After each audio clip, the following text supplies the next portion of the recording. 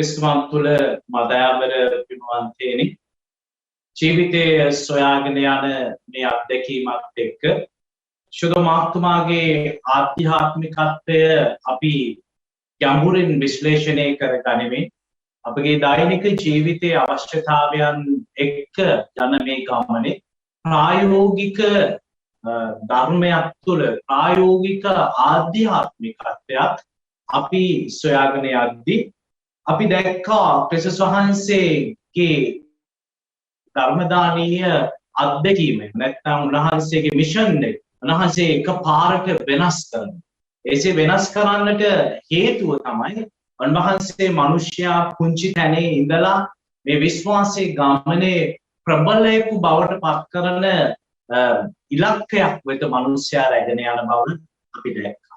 අපි දැක්කා පුංචි තැනේ උන්වහන්සේ බොහෝ දේ ආරම්භ කරලා මිනිසයාට දැනෙන හැඟෙන අවබෝධ වෙන ආකාරයට උන්වහන්සේ බොහෝ දේ මිනිසයාට කියලා දුන්නා. මිනිසයාගේ ජීවිතයත් එක්ක ජීවත් වුණා. මිනිසයා යන තැන ගියා, ගැටෙන තැන ගැටුණා, හැපෙන තැන හැපුණා. මිනිසයාට යන්න පුළුවන් උපරිම තැන උන්වහන්සේ ගියා. මිනිසයාට තීරුම් කරලා දෙන්න පුළුවන් සරලම දේ තුල උන්වහන්සේ මිනිසයාට මේ ගමන තීරුම් කළා. නමුත් මේ ගමන තුල අපි දැක්කා ශ්‍රාවක ජෝන්තුමාගේ ධර්මදානීය අත්දැකීම ක්‍රිස්තුස් වහන්සේද සමාජගත කරමින් යන ගමන තුල අපි දැක්කා එතනින් එහාට උන්වහන්සේට අවශ්‍යයි මිනිසයාගේ ජීවිතය ගෙන යන්නට. මේ සරල දේ තුළ මේ දෛනික ජීවිතයේ හමු වන දේත් එක්ක මිනිසයා ප්‍රමාණවත් නැහැ කියන තැන ඉතින් එහාට මිනිසයාට දකින්නට දෙයක් තියෙනවා, උරුමකම් කියන්නට දෙයක් තියෙනවා, බලාපොරොත්තු තියාගන්නට දෙයක් තියෙනමයි කියන දේ උන්වහන්සේ කියලා දුන්නා. ඒත් උන්වහන්සේ එතනින් පටන් ගත්තේ මිනිසයා භෞතික වශයෙන් පෝෂණය කරමින් මිනිසයාගේ කුසගින්න නිමමින් තමයි ආත්මික ගින්න නිවන්නට උන්වහන්සේ ක්‍රියාත්මක වෙන්නේ. ඒ නිසා මගේ දයාබර ප්‍රේමවන්තයනි අපි අපේ ගමන අපි ඊට වඩා ගැඹුරු අත්දැකීමකට ආරයි.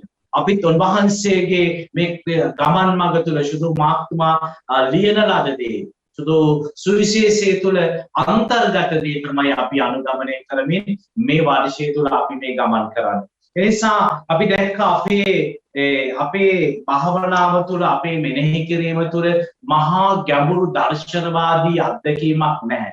ලොකු දේවධාර්මික පැතිකඩක් නැහැ. හැබැයි සරල දේ තුළ සරල මනුෂ්‍යයාගේ විඥාණයට ගෝචර වෙන විදිය, අවබෝධ වෙන විදිය, පැහැදිලි වෙන විදියට අපි මේ ගමන මෙතෙක් ඇවිල්ලා.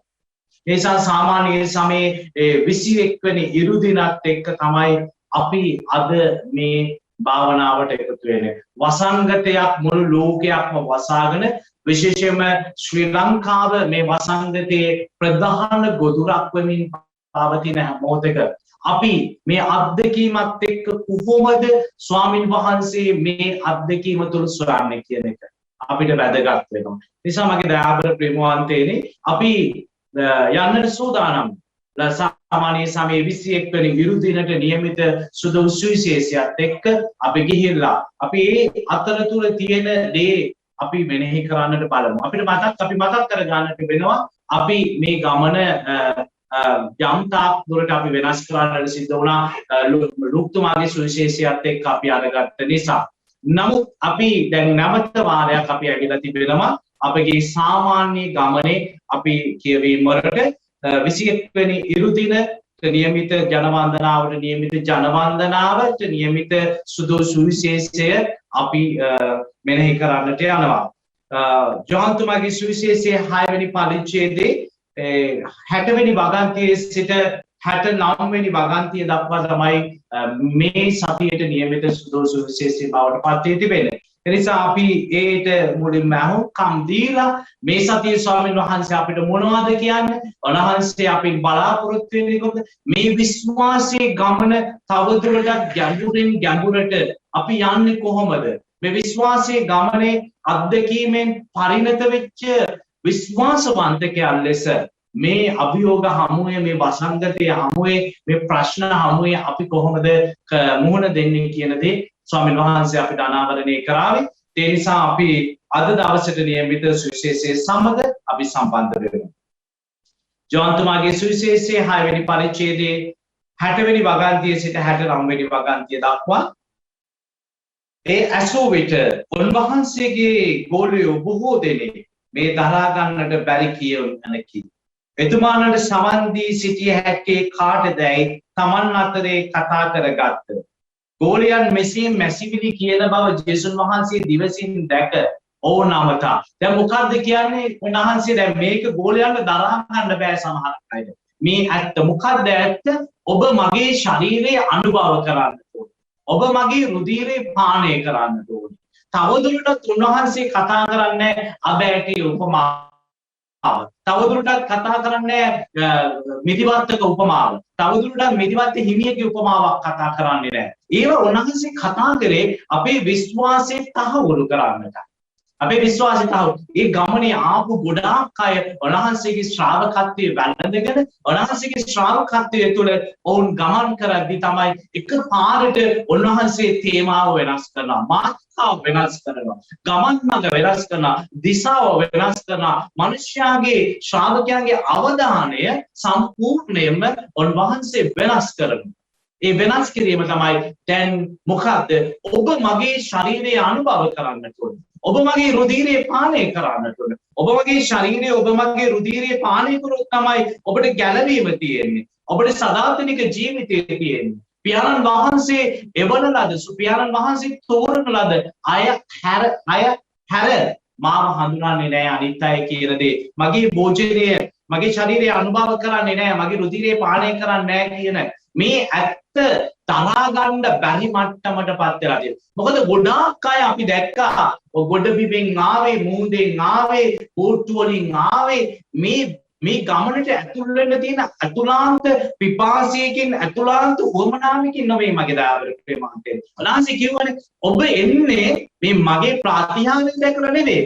ඔබ එන්නේ මාත් එක්ක අතුලාන්ත විමුක්තියකට නෙවෙයි, අතුලාන්ත ගමනකට නෙවෙයි. ඔබට කන්න දීපු නිසා, ඔබට බොන්න දීපු නිසා, ඔබ සුවපත් කරපු නිසා, ඔබට භෞතිකමය වශයෙන් ඔබට වරප්‍රසාද ලැබෙන බව ඔබ දන්න නිසා මිසක අතුලාන්ත ගමනකට නෙවෙයි ඔබ ඇතුළත් උනේ කියන දේ උන්වහන්සේ කිව්වා. ඒකයි උන්වහන්සේ කිව්වේ නැති වෙන දේ, විනාශ වෙන දේ ගැන හිතන්න එපා, සදාකාලික දේ ගැන හිතන්නට කියලා. ඒ කියද්දි මේ රැඳිලා ඉන්න සමහරක් අය මේක දරා ගන්න බැරි දෙයක් බවට ඔවුන් ප්‍රකාශ කරන බව, හිතන බව උන්වහන්සේට දිවසින් දැනගෙන උන්වහන්සේ මෙහෙම කියනවා. මේ ඔබට අධෛර්යයට පත්වීමට හේතුවක්ද? මොකද අධෛර්යයට පත්වීමට හේතුව මේ විශ්වාසයේ ගමනට ඔබට මේක අධෛර්යයට පත් වෙන්න හේතුවද? ඔබ මගේ ශරීරය අනුභව කරන්නට ඕනේ, ඔබ මගේ රුධිරය පානය කරන්න ඕනේ කියන එක ඔබ අධෛර්යයට පත් වෙන්න හේතුවද? එහෙමනම් ජීවනයේ දෙන්නේ ආත්මය වේ. පත්වීමට හේතුවද? එසේනම් මනුෂ්‍ය පුත්‍රයාණන් පෙර සිටි තැනට නගිනු බව ඔබ දුටුවොත් කෙසේද? කියන්නේ මේකේ අතුලාන්ත අවසාන අග්‍රඵලය ඔබ දැක්කොත් ඔබ කොච්චර පුදුම වෙයිද? ඔබ කොච්චර අවිශ්වාස කරයිද? ඔබ මේ වෙලාවේ මගේ ශරීරයේ මගේ රුධිරයේ අනුභව කරන පානය කරන කෙනාට විමුක්තිය ගැලවීම ලැබෙනවයි කියලා කියන එක ඔබට අදාහ ගන්න බැයි නම් ඒ මගේ ජීවනදායක ආහාරය තුල මගේ ශරීරයේ මගේ මාංශයේ මගේ රුධිරය තුල ඔබට ලැබෙන සදාතනික අවසාන අග්‍රඵලය ඔබ දැක්කොත්, මනුෂ්‍ය පුත්‍රයාණන් හිටපු තැනටම නැවත යනු ඔබ දැක්කොත් ඔබ පුදුම වෙයි. ඔබට කෙසේනම් අවබෝධ කරගන්න පුළුවන් වෙයිද කියලා ස්වාමින් වහන්සේ කියනවා. තවදුරටත් උන්වහන්සේ අපිව අරගෙන යනවා මෙන්න මෙතෙන්ද. ජීවනය දෙන්නේ ආත්මය වේ. ඔබට මතක ඇති අපි මේ දේ කතා කරා. මාංශයේ කිසි දිනක ප්‍රයෝජනයක් නැත. මා ඔබට වදාළ වචන ආත්මයේද ජීවනයේද වේ.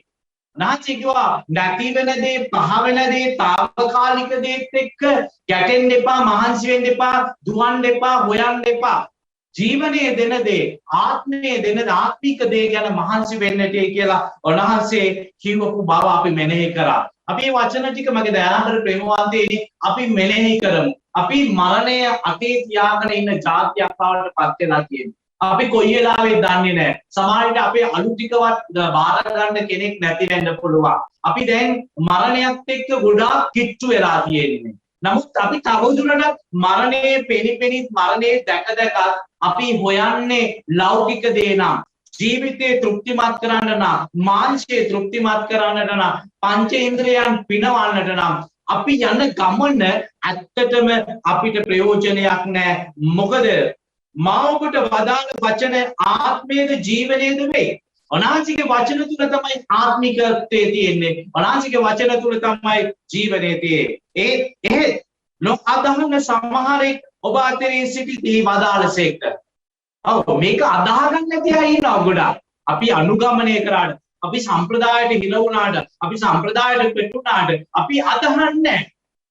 මෙතන තියෙනවා ජීවනය. ස්වාමින් වහන්සේගේ වචනයේ තුල තියෙනවා ගැළවීම. සදාකාලික දේ තියෙනවයි කියන දේ අපි අදහන්නේ නැහැ, විශ්වාස කරන්නේ නැහැ. වනාසෙත් එක්ක හිටපු අය අදහන් ගත්තෙත් නැහැ. දැන් ඉන්න අය අදහ ගන්න නැති අය. ඒකනේ අපි මේ වසංගතයේ හමුවේ දෙවියන් වහන්සේට අභියෝග කරන්නේ. දෙවියන් වහන්සේට අපි ඔබට මතකයි අපි එපිසෝඩ් එක කතා කරා. දෙවියන් වහන්සේ කැමැත්ත මිනිසයා මැරෙන්න එක නෙවෙයි. යක්ෂයාගේ ආත්මාර්ථකාමයේ ප්‍රතිඵලය.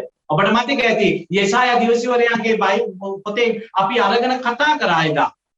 දෙවියන් වහන්සේ කැමැත්ත ඒක නෙවෙයි මිනිසයා මැරෙන එක. එහෙනම් මේ වසංගතයේ මෙච්චර මැරෙන්නේ ඇයි? 100 ගාණක් දවසකට මැරෙන්නේ ඇයි? ආසාදිතියන් විශාල වශයෙන් හමු වෙන්නේ ඇයි? යක්ෂයාගේ ආත්මාර්ථයේ ප්‍රතිඵලය තමයි මරණය කියන දේ මිනිසයාට උරුම වුණේ. නිසා මේ මරණයත් එක්ක දෙවියන් වහන්සේ අභියෝග කරන්නේ දෙවියෝ කෝ කියන දේ අපේ හිත්වලට එහෙම නැත්නම් අපිට ඇහෙන්නට දෙන්නේ අපි මේ වචන අදහන්නේ නැති නිසායි. ඒකයි උන්වහන්සේ කියන්නේ ඒත් නොඅදහන සමහරක් ඔබ අතරේ සිටිති වදාළසේක.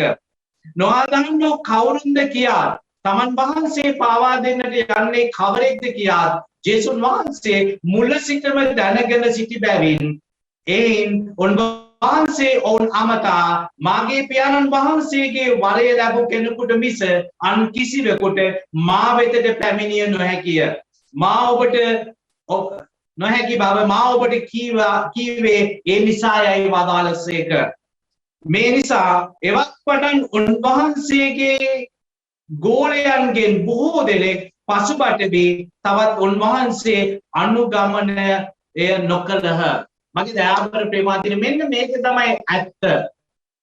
එක පැත්තකින් බොරු කර එක පැත්තකින් වංචා කර එක පැත්තකින් ආත්ම වංචාවක් තුළ සමාජ වංචාවක් තුළ ජීවත් වෙනවට වඩා හොඳයි ගේම් එකෙන් අයින් වෙන එක. ගේම් එකෙන් අයින් වෙන එක. එක පැත්තකින් හොඳයි. බොරු කර ඉන්නවට වඩා වෙන පැත්තක් බලා ගන්න එක පැත්තකින් හොඳයි. නමුත් තව පැත්තකින් අපිට වාසියක්, අපිට වරප්‍රසාදයක්, අපිට ලාභයක් ලැබෙන්නේ නැති තැන අපි ගොඩක් වෙලාවට රැඳෙනවා අඩුයි. අපි ගොඩාක් වෙලාවට රැඳෙන අඩුයි. ඒ නිසා තමයි උන්වහන්සේගේ ශ්‍රාවකයෝ ගොඩාක් අය දාලා ගියේ. උන්වහන්සේව දාලා ගියේ. දාලා ගියාගෙන කොච්චර දාලා ගියාට පස්සේ කියනවාද ඊට අවසාන කොටසේ එනවා උන්වහන්සේ 67 වෙනි භගන්තිය කියනවා ශ්‍රාවකයෝ 12 දෙනා කැඳවලා උන්වහන්සේ ආන ඔබත් යනවා. ඔබත් යනවාද කියන දේ අහනවා. ඉතින් මගේ දයාබර ප්‍රේමාන්තයනේ මොකද අපේ ජීවිතවල ඇත්ත අපිට හමු වුණාම අපිට බොරුවත් එක්ක ජීවත් වෙන්නට බෑ. අපේ ජීවිතයේ ඒකයි උන්වහන්සේ ඔබට ස්වාමිවරු දෙදෙනෙකුට සේවය කරන්නට බෑ කියලා. අපේ ජීවිතයේ ඇත්තත් එක්ක අපි යද්දී අපිට බොරුව ත්‍යාජ කරන්නට ඕනේ. එහෙම නැත්නම් අපි බොරුවත් එක්ක යනවා නම් අපි ඇත්ත ත්‍යාජ කරන්න ඕනේ. බොරුවයි ඇත්තයි දෙකම තියාගෙන මේ ගමන අපිට යන්නට බැරි බව උන්වහන්සේ අද අපිට මතක් කරනවා. අනිත් එක මගේ දයාබර ප්‍රේමාන්තයනේ බොරුව නැති, වංචාව නැති, පාපය නැති, හොරකම නැති, දූෂණය නැති සමාජයක් ලෝකේ නෑ කොහෙවත්.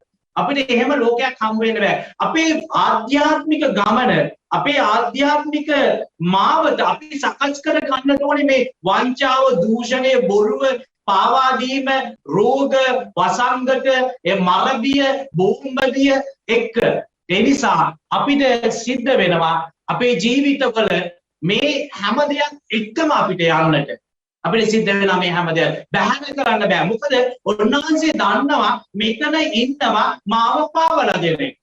මෙතන ඉන්නවා මාත් එක්ක මං කියන දේ අහගෙන මාත් එක්ක තියෙන දේ කාගෙන මාත් එක්ක යන තැන ගිය මාත් එක්ක හමු වෙච්ච කතා කරපු hina වෙච්ච අය ඉන්නවා මාව අදහන්නේ නැති මේ බොරුවට වංචාවට එන අය ඉන්නවා ඒක උන්වහන්සේ දන්නවා හැබැයි උන්වහන්සේට ඒක බාධාවක් වුණේ නැහැ ජූදස් කිසිම දවසක උන්වහන්සේ ගමනට බාධාවක් වුණේ නැහැ උන්වහන්සේගේ ප්‍රතික්ෂේප කිරීම උන්වහන්සේට බාධාවක් වුණේ නැහැ. උන්වහන්සේ මරන්න හොයන බව දැනදැනත් උන්වහන්සේ විනාශ කරන්නට යන බව දැනදැනත් උන්වහන්සේගේ ගමන ගියේ ඇයි පියාණන් වහන්සේ තුල පෝෂණය වන නිසා.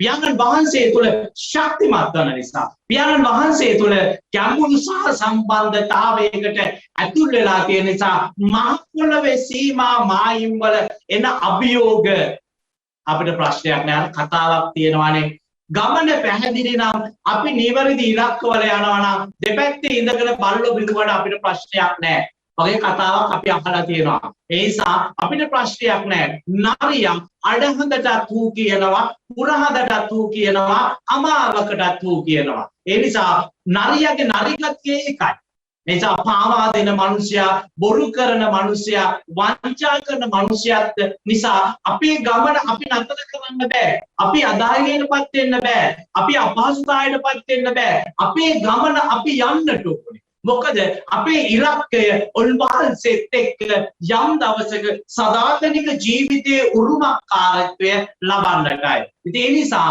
උන්වහන්සේ කියනවා යන අය ගියදේ මෙන්න උන්වහන්සේ තවදුරටත් අපිව අරගෙන යනවා 6 වෙනි පරිච්ඡේදයේ 67 වෙනි වගන්තියේ උන්වහන්සේ මෙන්න මෙහෙම කියනවා ජේසුස් වහන්සේ 12 දෙනා අමතා දැන් 12 දෙනා අමතානේ අර මහා ජනතාවක් නෙවෙයි අයි ගියා ගොඩක් අය කන්න ලැබෙන්නේ නැහැ බොන්න ලැබෙන්නේ නැහැ හිතපු ගමන් සුව වෙන්නේ නැහැ දැන් කතා කරන්නේ වෙන කතන්දරයක් දැන් කතා කරන්නේ සදාතනික ජීවිතයක් ලෞකික ජීවිතයක් නෙවෙයි බාහිර ජීවිතයක් නෙවෙයි බඩගින්න ගැන නෙවෙයි කතා කරන්නේ ලෙඩ රෝග ගැන නෙවෙයි කතා කරන්නේ ආත්මය ගැනයි ජීවනය ගැනයි කතා කරන්නේ ඒ හින්දා තවදුරටත් රැඳී සිටීම ප්‍රමාණවත් නැති නිසා අන්න කට්ටිය ගියා උන්වහන්සේ ශ්‍රාවකයන්ට කතා කරනවා ජේසුස් වහන්සේ 12 දෙනා අමතමින් ඔබ ඉවත්ව යන්නට සිතන්නා උදැයි ඇසූසේක ඔබත් හිතනවාද දැන් මේ 12 දෙනා අතර නොඅදහන්නේක් ඉන්නවා ඔන්නාචි දන්නවා මෙතන නොඅදහන්නේක් ඉන්නවයි කියලා ඒ තමයි ජූදස් නමුත් උන්වහන්සේට ප්‍රශ්නයක් නැහැ ඒ 12 දෙනාටම උන්වහන්සේ කතා කරලා කියනවා ඔබත් මාව හැරදාලා යන්නටද යන්නේ කියන දේ අහනවා මොකද උන්වහන්සේ දන්නවා මිනිසුන්ගේ සිතුවිලි උන්වහන්සේ දන්නවා මිනිස්යාගේ ආත්මාර්ථය කොච්චර ප්‍රබලද කියලා ඒත් එකම 68 වෙනි පදයේ මෙන්න මිනිස්යා දිය යුතු පිළිතුර හැමෝටම කලින් සීමන් පේදුරු දෙනවා සාමාන්‍ය සීමන් පේදුරු කියන්නේ මගේ දයාබර ප්‍රේමවන්තයනි පේදුරුගේ හෘද සාක්ෂිය අපි කතා කරා අපේ ආත්මීය අද්දර වැඩසටහනත් එක්ක මේ පේදුරු කියන්නේ හැම විටම ඉස්ලාම පැනලා උත්තර දෙන කෙනෙක් හැමදේම උත්තර දෙන කෙනෙක් ඉස්සලා මෙතනත් පේදුරු කතා කරනවා හැමෝටම කලින් මෙන්න මේ විදියට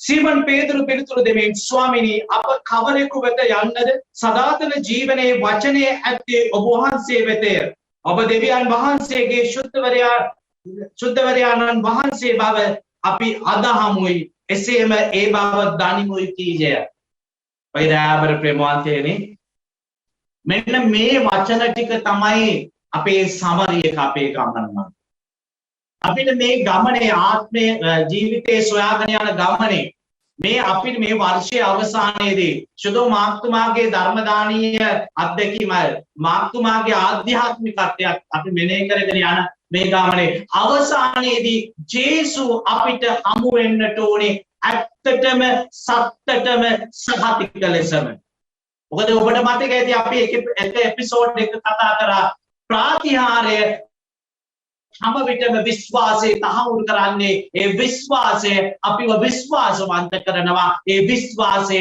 අදාහ ගන්න. මොකද විශ්වාස කරලා වැඩක් නැහැ. අපි විශ්වාසය අදාහගත්තොත් තමයි ශ්‍රාවකත්වයේ ඵල භුක්ති විඳින්නට අපිට පුළුවන්. ශ්‍රාවකත්වයේ ඵල භුක්ති විඳිනවායි කියන්නේ අපි සුදු පේදුරුතුමන් කිව්වා වගේම ස්වාමීනි සදාතන ජීවිතයේ තියෙන්නේ ඔබ ළඟයි. අපි කොහේ යන්නද? කාගේ ළඟද තියෙන්නේ? ඔබ වහන්සේ ළඟ විතරයි. ඔබ දෙවියන් වහන්සේගේ සුද්ධවරයන් වහන්සේ. ඔබ ළඟයි ඇත්ත තියෙන්නේ. ඔබ ළඟයි සත්‍ය තියෙන්නේ. ඔබ ළඟයි උත්තරේ තියෙන්නේ. එසා කවුරු ගියත් ඔවුන් ආපසු එන්නට ඕනේ ගැලවීම ලබන්නට නම්, ජීවනය ලබන්නට නම්. නිසා මගේ දයාබර ප්‍රේමවන්තයනි, මෙන්න මේකයි ඔබේ මගේ ජීවිතේ මේ සත්‍ය ආධ්‍යාත්මිකත්වයේ වෙන්නට ඕනේ. සමහර විට ඔබ නිවෙස් වල වෙලා දැන් මේ වෙලාවේ ලොක්ඩවුන් වෙලා ඇති, ඔබ තනි වෙලා ඇති, ඔබ අසරණ වෙලා ඇති, ඔබට කතා කරන්න කෙනෙක් නැතුව ඇති, ඔබට අඩුපාඩු ගොඩක් ඇති, ඔබට හරියමන් කෑමක් බීමක් නැතුව ඇති, ඔබට පල්ලියකට යන්න බැරුව ඇති, ඔබ යාළුවෙක් නෑදෑයෙක් බලන්නට යන්න බැරුව ඇති, සමහර විට රෝගියෙක් බලන්නට යන්නට බැරුව ඇති, රෝහල් පිරි ඉතිරිලා ගිහිලා තියෙන ලෙඩුන්ගේ. එනිසා මාවත් හිස් වෙමින් යනවා, නගර වැසෙමින් යනවා, මිනිස් ජීවිතේ නිහඬ වෙමින් යනවා, මිනිසුගේ බලාපොරොත්තු කඩ වෙමින් යනවා, මිනිස්සු ජීවිතේ අතහරලා දාන්නට සූදානම්ව සිටිද්දී අපිට කියන්නට පුළුවන් නම් මේ විශ්වාසයේ ගමනේ මගේ දයාබර මිනිසුනේ සදාතන විශ්වාසයේ අත්දැකීම තියෙන්නේ, ජීවනයේ තියෙන්නේ සමිඳුනි ඔබ ළඟයි. ඔබ ළඟයි උත්තරේ තියෙන්නේ. මගේ තනිකමට, මගේ අසරණකමට, මගේ පිළිතුරක් නැති හෙට දවසට, මගේ විසඳුමක් නැති ප්‍රශ්නයට, මගේ විසඳුමක් නැති රෝගයට, මගේ ප්‍රශ්න කරදර වේදනාවන් වලට, මේ අසහනකාරී මානසික අත්දැකීමට උත්තර තියෙන්නේ ජේසුනි ඔබ ළඟයි. ඔබයි සදාතනික තනන් වහන්සේ, ඔබයි දෙවියන් වහන්සේ එවපු පාරිශුද්ධෝතනන් වහන්සේ. ඒ නිසා අපි කා ළඟට යන්නද? මේ වසංගතයේදී වේවා, වස්සානයේදී වේවා, සිනහවේදී වේවා, කඳුලේදී වේවා, එකතු වෙලා ඉද්දි වේවා, තනිකමේදී වේවා, ඔබ ළඟ විතරයි මට උත්තර තියෙන්නේ. ඔබ ළඟ විතරයි ජේසුනි මට විසඳුම තියෙන්නේ. ඒ නිසා මම අදහනවා, මම විශ්වාස කරනවා, මම අයිති කරගන්නවා ඔබ වහන්සේගේ සුදු වචනේ කියන දේ. ඔබට මට මේ සතිය පුරාවට, හද පුරාවටම අයිති කර ගන්නට පුළුවන් නම්, ආත්මේ පුරාම මේ වචන ටික රාව ප්‍රතිරාව දෙනවා නම්, අපේ ජීවිතවල අපිට වසංගතයේ ප්‍රශ්නයක් නැහැ කියන දේ අපි නිරන්තරයෙන්ම කතා කරලා තියෙනවා මගේ දයාබර ප්‍රේමවන්තයන්. අපිට අකුල් හෙලන, අපිව දාලා යන, අපිව විශ්වාස නොකරන, අපිව සැක කරන මේ මහ පොළවේ මිනිසුන් අපිට කවුද?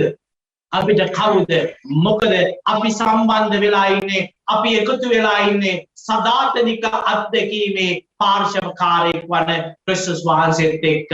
ඒ අත්දැකීමට අපි එකමුතු වෙමු. ඒ අත්දැකීමත් එක්ක අපි ජීවත් වෙමු. ඒ අත්දැකීම සැබවින්ම ඔබේ මගේ ජීවිතයට බලාපොරොත්තු කැඳාගෙන ඒවි. විශ්වාසයෙන් යුතුව රැඳෙමු, විශ්වාසයෙන් යුතුව ජීවත් වෙමු. අපේම සහෝදරයා මැරිලා වැටෙද්දී අපේ දැනට ඉදිරියේ, අපේම සහෝදරයාගේ මරණයවත් බලන්නට බැරුව තියෙද්දී, උතුරේ සිට දකුණට, නැගෙනහිර සිට බස්නාහිරට අකර්මණ්‍ය වෙන ජන සමාජයක් තුළ අපිට උත්තරයක් තියෙනවා නම්, උත්තරයක් තියෙන්නේ ජේසු ළඟ විතරයි. උත්තරය තියෙන්නේ ඒ මහා බලවත් වූ විශ්වාසයෙන් යුතුව එළඹෙන සතිය ආරම්භ කරමු. ඒ විශ්වාසයෙන් යුතුව අපි එළඹෙන සතියේ සමිදානන් වහන්සේට හදවතින්ම තුති පුදමු.